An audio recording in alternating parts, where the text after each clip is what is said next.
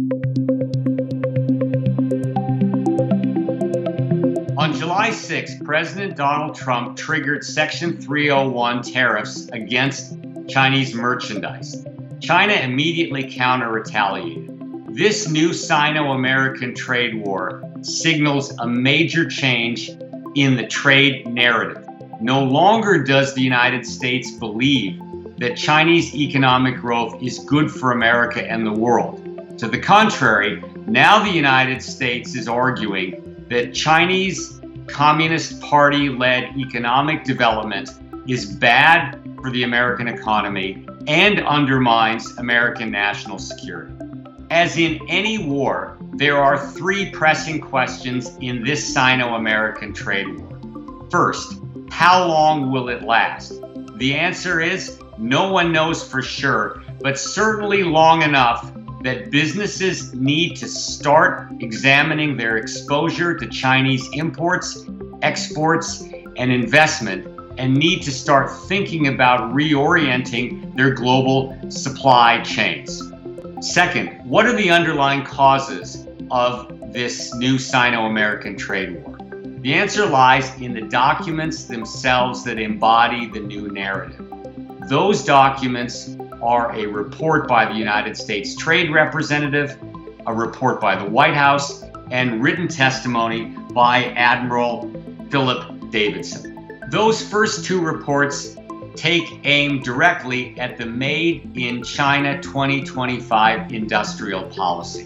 The third report, the written testimony of the commander of the Pacific Command, links the damage done by Chinese Communist Party economic practices to American national security. The basic argument is that those practices infringe on America's intellectual property, eroding its technological advantage, and ultimately undermining its national security, which is based partly on its intellectual property and technology.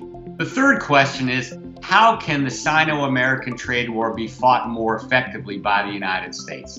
And the answer simply is to make nice. That is, to repair the strained relations with America's allies, particularly the EU, because it has a strong interest in intellectual property protection.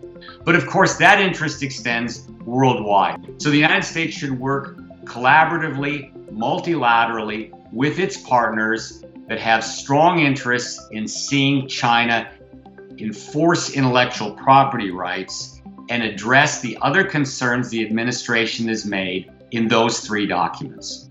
82 years ago, Kansas City native journalist Edgar Snow interviewed Mao Zedong behind communist lines during the Chinese Civil War. He wrote, based on those interviews, the famous Red Star over China.